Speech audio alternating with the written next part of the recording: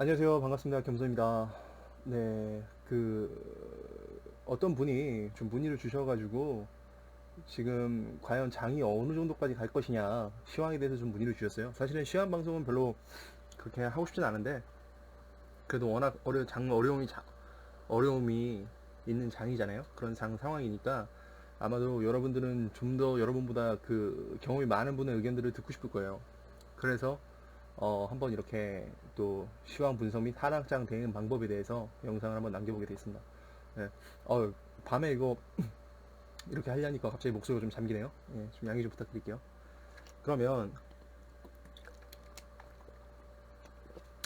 현재 종합이고요. 우리 종합은 1998입니다. 1998이죠.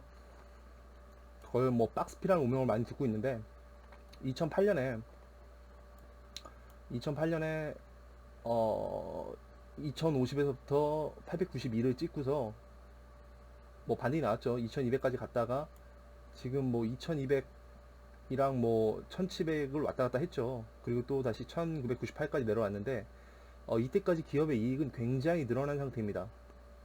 예, 코스피 같은 경우에는 기업의 이익이 굉장히 늘어난 상태라서 사실은 코스피 같은 경우에는 여기 이상 더 빠진다고 하면 코스피 기업들은 매수의 기회가 될 수도 있어요. 예, 제 생각은 일단 그렇고요. VR은 뭐 끝까지 다 내려왔네요. 음, 그렇고 그럼 코스닥을 한번 볼게요. 네, 개인들이 많이 하는 거는 사실은 코스피보다는 코스닥 쪽이 좀 더 영향이 많잖아요. 코스닥 업종을 한번 보겠습니다. 코스닥은 보시면 예전에 해서 뭐 841에서부터 이건 정말 뭐 여기 도 대폭락장이죠. 2008년에 대폭락장을 한번 거치고 그리고 이거는 거의 뭐 이 IMF 1998년 IMF 때랑 거의 비견되는 수준의 하락장이기 때문에 이거는 거의 지금 미국도 개박살 났었죠. 네, 표현이 좀 그렇네요. 엄청 조정을 많이 받았던 장이었고 그 다음에 한 번의 위기가 또 있었어요. 2011년에 여기가 지금 조정 이렇게 지금 월봉으로 봐서 잘 안 보이는데 2011년에도 어마어마한 조정이 한 번 있었습니다. 예, 한 20%짜리 조정이 나왔었죠. 그래서 2011년에 유럽발 위기로 해서 굉장히 많은 분들이 고통스러워하셨을 거예요. 보시죠. 여기서부터 542부터 급격하게 400까지 543선에서부터 404까지 급격하게 빠졌다 밑골이 달고 반등이 빠져나왔죠. 나왔다 다시 한번 밀렸다 간 모습을 볼 수 있고요. 이때도 굉장한 조정을 많이 받으셨던 분들이 이때 그래서 푸신가요? 그거 하셨던 분들은 뭐 얼마 샀다가 뭐 몇십억 금방 냈네 뭐 그러신 분들이 막 그 기사에도 나오고 했었던 그런 시기였어요. 그리고 사실은 보시게 되면 코스닥 같은 경우에는 일단 긴 흐름에서 보시면 지금 545였죠. 2009년에 반등 나오고 2009년에 529에서부터 이 정도쯤에서 529에서부터 지금 2014년에 해가지고 789로 올라갔잖아요. 15년. 사실은 전 여기 오른 이유에 대해서 사실은 그렇게 납득하지 않았어요. 이쪽 오른 거랑 또 이쪽 이 반등 932까지 18년 1월에 갔었죠. 근데 왜 납득을 하지 않았냐면 그 당시에 지금도 마찬가지지만 바이오가 지금 난리잖아요. 그때 당시에도 바이오로 땡겼던 부분이 많기 때문에 실질적으로 이익은 잡히지 않고 회사에 대한 그런 기대감으로 많이 했었던 부분이 있었어요. 그래서 굉장히 좀 바이오에 참여하시지 않았던 분들은 좀 소외가 되지 않았을까라는 분인데 그때 당시 뭐 초보자 분들은 뭐 못 모르고 던졌던 분들은 땡겨셨던 분들은 돈 버셨던 분도 있을 텐데 아마도 드무실 거예요. 그랬던 장이었고 지금 같은 경우에는 지금 932에서부터 뭐 IIT도 밀리고 우리나라 그 바이오 코스닥에서 많이 아시다시피 다 차지하고 있잖아요. 그쪽 부분이 밀려서 뭐 이 정도까지 빠지게 됐죠. 음. 참 그래서 참 이게 지금 바이오 버블이 빠지면서 빠지고 일본발로 해가지고 그런 IT 기업들 코스닥에 있는 IT 기업들의 뭐라 그래야 되죠? 제품 수급에 대해서 원자재 수급에 대해서 문제가 생길 거라는 그런 우려감 때문에 또 빠진 부분들이 있습니다. 음. 그러면 왜 나스닥은 사상 최대로 갔을까요? 예. 지금 다우존스 같은 경우에도 지금 거의 뭐 사상 최대로 지금 2009년에 6,469에서 거의 26,000으로 갔네요. 와. 네. 근데 이 기업들은 그만큼의 실적을 지금 뽑아내고 있어요. 그만큼의 실적을 뽑아내고 있고, 지금의 흐름은 어떻죠? 우리는 아직도 그 7, 80년대에 있는 거의 중후장대 산업들이 우리의 그런 그 이익에 대해서 우리 서비스를 많이 차지하고 있다고 하잖아요. 뭐 조선이면 조선, 자동차, 뭐 화학, 뭐 반도체, 뭐 이런 것들 중에서도 막 그런 중후장대한 산업들이 그러는데 미국 같은 경우에는 서비스 기업들, 플랫폼 기업들이 많은 이익을 낸다고 해요. 그래서 밸류에이션이 굉장히 높아지는 상태가 됐고 또 역시 뭐 아마존이니 뭐 마이크로소프트니 뭐 이래가지고 이익을 굉장히 지금 잘 내고 있는 상태입니다. 그리고 마찬가지로 그 나스닥 같은 경우에도 이익이 2000 지금 9년에 비해서 거의 한 3배 이상 늘었어요. 예. 그러면 우리나라 코스피 같은 경우도 이익이 많이 늘었는데 코스닥이 이익이 조금 그렇게 코스피보다는 제가 알기로는 크게 늘지 않았다라고는 저는 알고 있습니다. 그리고 또 그쪽 약간 비즈니스 모델이 약한 기업들이 많잖아요. 예. 비즈니스 모델이 약하다 강하다 이거는 뭐 아시는 분들 잘 알겠지만 농심 같은 경우에 보시면 얼마나 비즈니스 모델이 강합니까? 개인적으로 뭐 점유율이 뭐 오뚜기가 가뚜기라 그래서 기부도 많이 하고 이미지가 굉장히 좋잖아요. 그래서 뭐 점유율 측면에서 뭐 농심을 약간 갉아먹고 있지만 농심이 망할 거라고 생각하는 사람이 없지 않습니까? 그러나 단지 뭐 투자 측면에서는 너무 우리가 또 긴 시간을 가져가기엔 부담스럽기 때문에 그렇긴 한데 어쨌거나 그런 강 비즈니스라는 개념이 있잖아요. 근데 이제 코스닥에는 그런 강 비즈니스라기보다는 한번 되면은 뭔가 성취를 이뤄내면 뭐 굉장히 좋아지고 뭐 신라젠처럼 만약 신라젠이 이번에 하한가를 갔지만 만약 진짜 가난 함상이 됐다고 하면 진짜 엄청난 가치를 만들어낸 거였죠. 정말 수많은 환자들과 투자자분들 다 모두 다 기뻐할 수 있는 사안이었는데 참 안타까운 부분이고요. 그랬던 부분들이 하나하나 기대치가 있었는데 그 기대치가 바이오 부분에서 꺼지는 부분들이 아시다시피 있었어요. 그래서 코스닥이 지금 이 정도까지 밀렸고 그러면 우리가 중요한 건 뭡니까? 우리가 알고 싶은 건 뭐죠? 지금 코스닥은 주봉에서 보면 지금 빠졌다가 한번 쭉 밀리고 한번 반등 나왔다 또 밀렸죠. 이거는 여기서 한번 반등이 나왔었죠. 그때 2000년 지금 8월부터 지금 10월부터 10월에 폭락장을 맞고서 반등이 어느 정도 너무 많이 밀렸다 해서 반등이 나왔죠. 낙폭과대 반등이 나왔는데 여기서부터 밀렸던 이유는 또 미중 분쟁이 해결 안 된 이유도 있었지만 일본이 또 우리나라에 또 분쟁이 시작되는 바람에 거기에다가 바이오들 임상이 줄줄이 좀 실패를 했지 않습니까? 예, 그랬던 바람에 또 바이오에 대한 거품들이 또 꺼져버리면서 또 이렇게 밀렸던 영향이 있어요.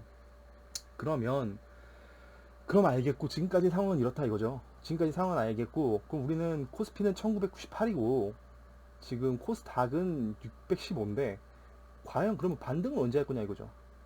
그럼 반등은 언제 할까요 여러분? 예, 참 어려운 부분이죠. 왜냐면 시장의 심리를 누구도 알 수가 없잖아요. 음, 그래서 한번 천천히 살펴볼까 합니다.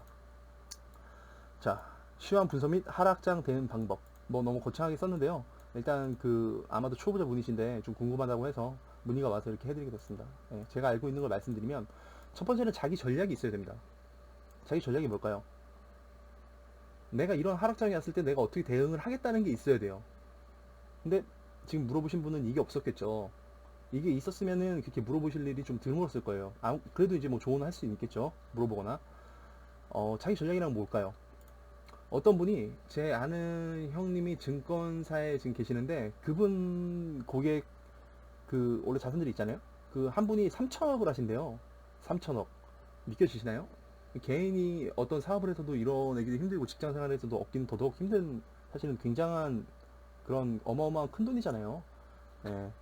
근데 3천억을 하신다고 근데 그분이 그거를 거의 투자로 읽으셨는데 그 투자로 읽었던 게 목표 수익률이 얼마였냐면 8%였대요. 8%. 와우. 우리는 뭐 목표 수익률 1년에 뭐 50% 되잖아요. 솔직히. 한 100% 되시는 분도 있고 200% 되시는 분도 있을 거예요. 근데 복리 뭐 15% 하겠다 이런 분들 물론 있겠지만 개인 투자자분들은 예, 저 역시도 마찬가지고 뭐50% 내겠다 100% 내겠다 이런 분들 많으실 거예요. 근데 이분은 8%로 그분 나이가 있으시니까 이거를 한 30년 이상 이렇게 하신 거예요. 예. 그럼 잘 버는 날도 있었겠죠? 근데 깨질 때 좀 적게 깨지고 하니까 그 3천억을 운영하신다고 합니다. 진짜 어마어마한 큰 금액이죠. 음. 그런 자기만의 전략이 있어야 돼요. 내가 어떤 전략으로 가겠다. 만약 내가 수익률이 굉장히 높게 잡고 갔는데 빠졌다. 그럼 바로바로 좀 커서 내 인생 영향을 좀 덜하게끔 막았어야 되겠죠. 쉽지 않은 부분인데 그거가 좀 있어야 된다는 거 말씀드리고 싶고요. 첫 번째 하락장 대응 방법에서 미리 여기서 잘랐으면 어떻게 될까요? 자, 하락장이 여기 들어왔죠. 여기서 미리 잘랐다면 하락장 여기서 내렸을 때 여기서 미리 잘랐다면 715에서 770이죠. 10% 밀었을 때 여기서 미리 잘랐다면 지금 이 하락장을 안 맞았으면 이만큼의 수익이 보존되고 나중에 밑에 잡았을 경우에 굉장히 좀 좋을 수 있는데 이거는 항상 누구나 10% 왔다 갔다 할 때 시장이 10% 빠졌을 때 갈등하는 부분이에요. 누구나 프로 투자자들 같은 경우에 포트폴리오 운영하시는 분들은 갈등하는 부분인데, 왜냐면 개인 같은 경우에는 좀 더 빠르게 왔다 갔다 할 수 있지 않습니까? 그런 것들을 생각을 해주셔야 돼요. 아니면 버티겠다 하면 뭔가 정말 얼로 뭔가 전략이 있어야 되는 거죠. 그 부분을 좀 인지를 해주셨으면 좋겠고요. 두 번째, 이거는 뭐냐면 제가 솔직히 말씀드리는 건 전체적인 시황 분석 포함해서 지금 고기를 잡는 법을 알려드리는 거예요. 예. 제가 고기만 던져드리면 뭐합니까? 던져드리는 표현은 그렇고, 고기만 드리면 뭐합니까? 그죠? 나중에 굶어 죽을 수도 있대요. 고기 잡는 방법을 알아야 된다고 하는 거잖아요. 저는 그것도 중요한 고기 잡는 방법을 지금 알려드리고 있는 거예요. 그래서 그렇게 할 수 있다는 걸 좀 알아주셨으면 좋겠고, 그리고 자신 없으면 내가 이 기업에 대해서 뭐 강비즈니스인지 중소기 비즈니스인지 어떤 기업에 대해서 자신 없으면 빠른 손절매를 해라. 그것이 솔직히 얘기해서 자산을 개인은 지키는 길입니다. 이거는 공감하시는 분도 안 하시는 분도 있어요. 안 손절매 몇 번 하면 돈 자산 다 날아가는데 무슨 뭐 얼어주고 손절매야 이렇게 얘기할 수도 있습니다. 근데 내가 자신 없어서 이 기업을 샀는데 남이 나한테 이거 손절매 하지 말아라고 한다고 해서 내가 그거 갖고 있다고 해서 이게 반등이 와서 내가 돈을 복구할 수 있을까요? 생각을 해보세요. 과연 그렇게 될까요? 절대 그렇지 않아요. 왠지 아세요? 각각의 인생 상황이 다른데 저 사람이 손절매 하지 않아라 그래서 갖고 있다가 마이너스 반토막 50% 나면 어떻게 할 거예요? 그 사람은 뭐 책임질 것 같아요? 아 당신이 손절매 하지 말라며. 그 사람 뭐라 그랬어요? 네가 네 상황에 맞게 해야지 왜 나한테 뭐라 그래? 이렇게 되는 거 아니에요. 굉장히 무서운 조언일 수 있어요. 그러니까 자기 자신이 판단을 해줘야 됩니다.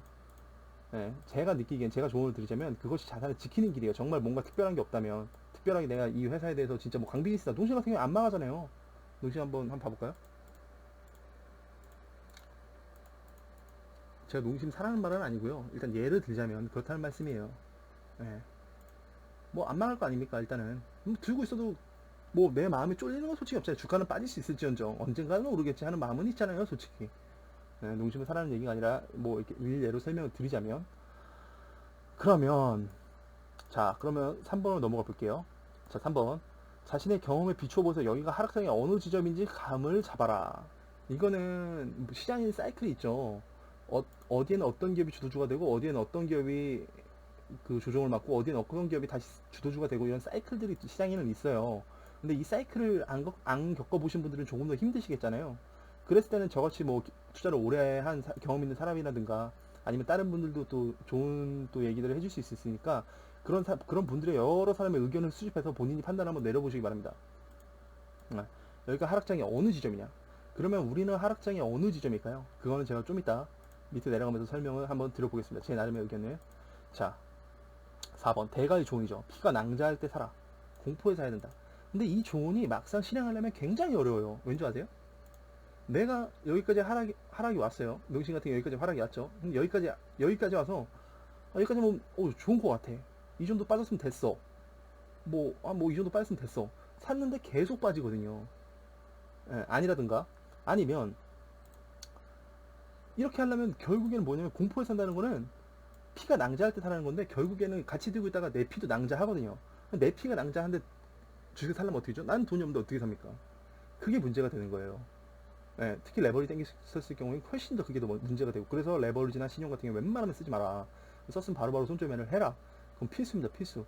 예, 뭔가 특별한 게 없다면 손절매 해야 된다라는 걸 꼭 명심해 주시기 바라고요.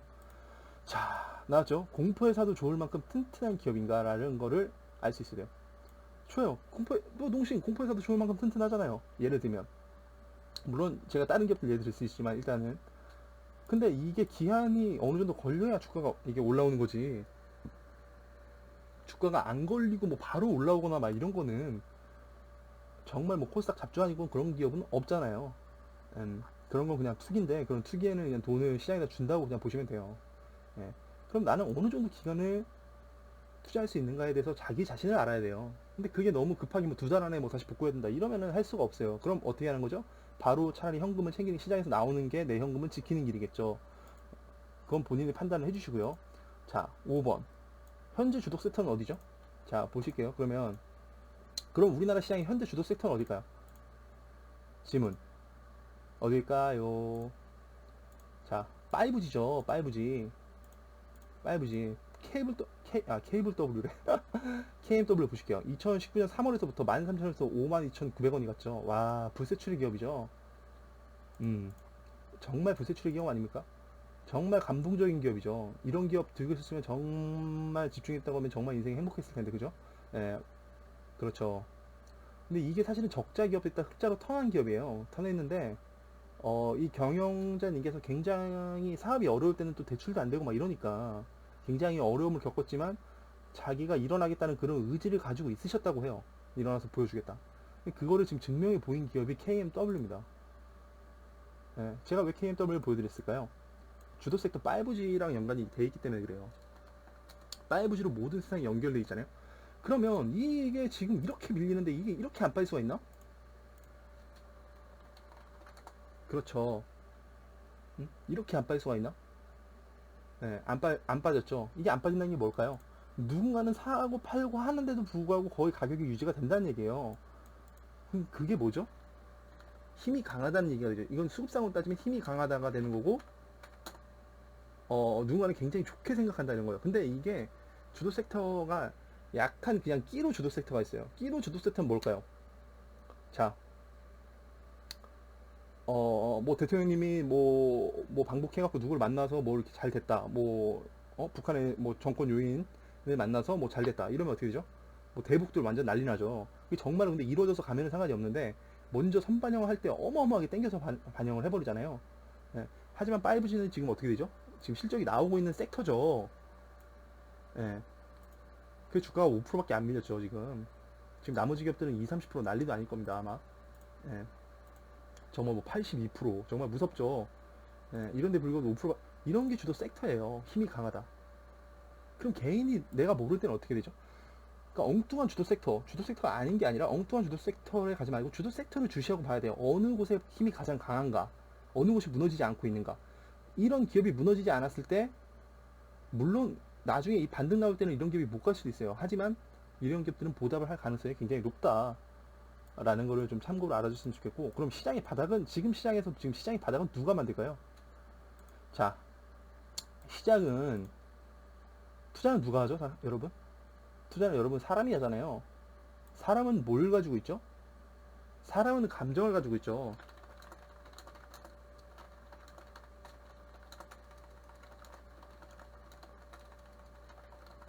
자, 사람이 감정을 가지고 있으면 뭘로 갖고 있을까요? 결국 심리를 또 가지고 있는 거잖아요. 심리.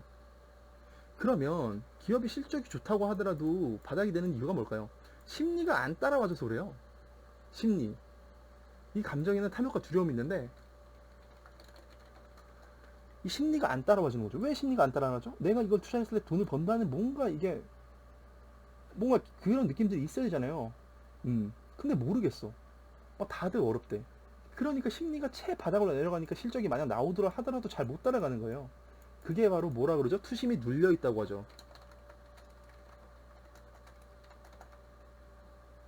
투심이 눌려 있다. 그럼 지금 심리는 여러분 어떻게 보세요? 지금은 거품이 빠지고 투심이 눌리는 시기겠죠, 여러분. 상식적으로. 자, 그럼 자 판단을 해보세요. 그러면 시장의 바닥은 투심을 살아나게 하는 데 있겠죠.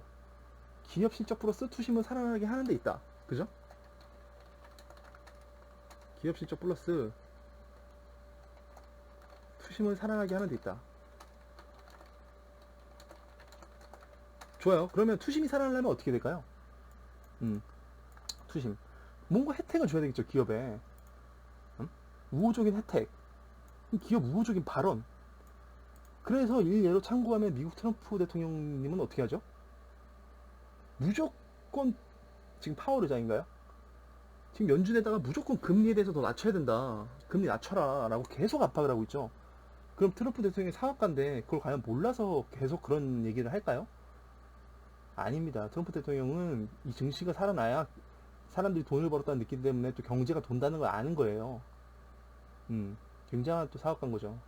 그러면 우리도 지금 그런 걸 해야 되잖아요. 그래서 우리도 뭘 했죠? 하도 증시가 안 되니까 이제서 느낀 거죠. 부동산은 우리가 좀 좋았잖아요. 우리도. 그죠? 그러면 금리 인하 이번에 했죠. 그리고 가압승계 세제 혜택을 이번에 좀 줬죠. 가압승계 못하겠다고 기업을 팔아버리고 딴 데 해버리니까, 네? 해외 쪽으로 뭐 한다고 이렇게 해버리니까 약간의 혜택을 줬죠. 금리 인하. 시장이 시그널이죠. 시장이 신호. 네. 시장이 신호가 나오고 있는 겁니다. 자, 그럼 뭐죠?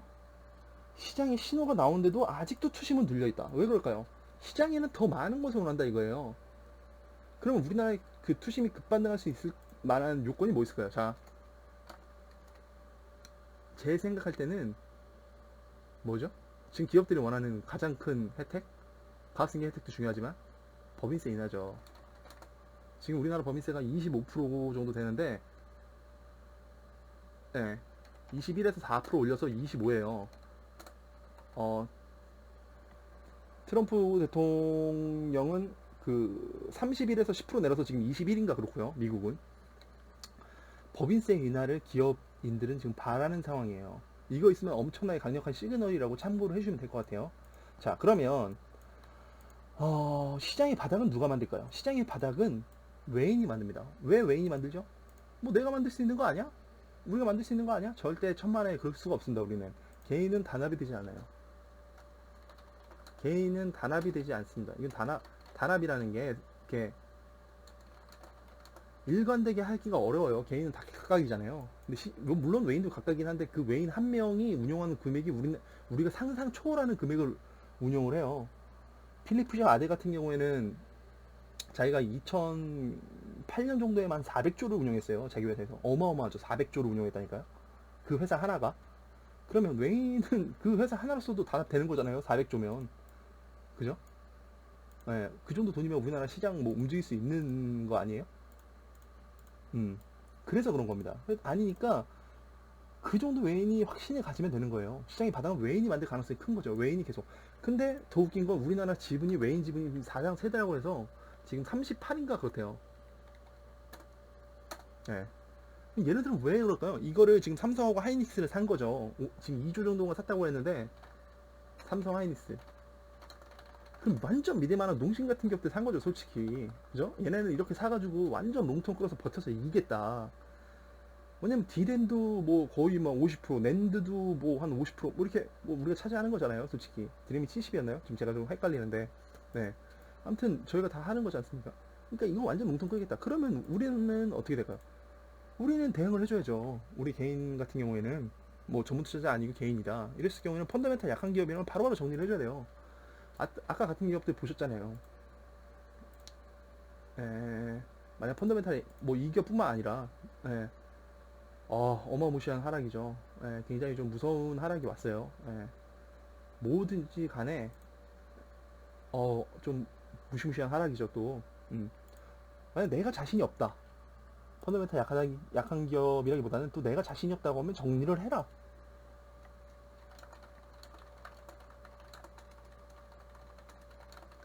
그것이 살아남는 길이다. 9번에 써있죠. 살아남아야 됩니다, 여러분. 여러분 살아남아야 돼요. 미리 내가 자신이 없어서 정리를 했으면 현금이 있어야 또 기회가 있을 거잖아요. 그래야 기회가 있어서 그걸 잡을 수 있어요. 음. 자, 그러면 지금의 이 장 상황에서 나는 어떻게 해야 되느냐에 대해서 여기 전략적으로 다 설명이 되어 있고요. 그러면 지금 시장의 바닥은 어떻게 되고 있느냐에 대해서 여기 나와 있고, 지금 아까 우호적인 혜택, 금리 인하하고 기업의 우호적인 반응, 강한 세제 혜택이 나왔죠. 지금 그래도 지금 투심이 눌려 있어요. 이렇게 투심이 눌리게 되면 또 다른 뭔가 정책 위반자들은 또 다른 뭔가 그걸 낼 가능성이 큰데, 근데 지금 시장에 대해서 그거에 대해서 확신을 못 갖고 있기 때문에 투심이 눌려 있죠. 그렇다면 좋아요. 그렇다면 완전 내가 롱텀 끌고 아닐 거라면 포지션을 정리를 해라. 그게 맞아요. 그게 정석입니다. 제가 생각할 땐 그래요. 참고를 해주시고요. 내가 자신이 없다. 그럼 포지션 청산. 근데 뭐 내가 농심같이 완전 강비즈니스다. 아니 뭐 안 죽어. 내가 평단가 낮추고라도 살아남겠다. 나는 뭐 이거 가지고 3년, 4년 버틸 수 있다. 하면은 버틸 수 있는 거예요. 어떤 의미에서 제가 드리는 말씀인지 알겠죠? 음. 아니면 아까 같이 5G 대장이라든가 이런 것들 분석해서 들어가야 됩니다. 안 그러고 나머지 기업들 내가 자신 없는데 들고 있다? 그러면은 굉장히 어려워질 수 있어요. 그러면 밑에 끌려 내려갔을 때 어떤 이런 우량 기업도 밑으로 끌려 내려가면 힘든데 내가 잘 모르는데 단순히 가겠지 했다가 들고 있는 기업들은 얼마나 어렵겠습니까? 제가 말하는 요지를 아시겠죠? 미리 정리를 해서 좀 살아남아야 된다. 왜냐? 여기서 공포가 올 수 있어요. 여기까지 지금 바이오가 지금 꺼졌죠. 여기서 바이오에서 어떤 기업이 살아나서 뭐 메이저라든지 진짜 삼성 통과도 다시 바람을 일으킬 수 있겠지만, 근데 그건 솔직히 얘기해서 뭐 되면 정말 좋은 부분이잖아요. 근데 쉽지 않은 부분이잖아요. 확률은 높지만 지금 될 가능성이 높다고 하니까. 근데 쉽지 않은 부분이니까, 그러면 이 상황에서는 또 판단을 해줘야 되는 부분 아니까. 만약 시장에서 공포가 온다. 자, 시장에서 공포가 올라면 다우지수가 무너져야 돼요. 근데 지금 우리는 뭐 디커블링이라서 다우지수 무너지는 건 상관없이 이미 무너지고 있죠. 그리고 일본도 무너져야 돼요. 근데 일본도 뭐 조정받긴 했는데 뭐 걔들은 솔직히 해서 버티만 하죠. 우리가 가장 문제죠. 그냥 객관적으로 우리만 봤을 때 뭔가 우호적인 투심은 더 나와야 된다. 자신 없으면 포지션 청산을 해라. 예, 완전 아까 제가 설명드린 그 솔루션 안에 다 들어있으니까 그것들을 한번 판단을 해 보시길 바라고, 음, 어, 그러시기를 한번 바랄게요. 왜냐면 또 소중한 자산을 자기 스스로 또 지키는데 노력을 해봐야 되는 거니까. 예, 하시고 이 하락장 어려운 장 얼른 반등이 나와서 그 눌린 투심이 좀 풀려가지고 좋은 결과가 저도 좀 있었으면 좋겠습니다. 네네. 밤이 깊었는데요, 여러분. 잘 쉬시고요. 다음에 또 찾아뵙도록 하겠습니다. 안녕.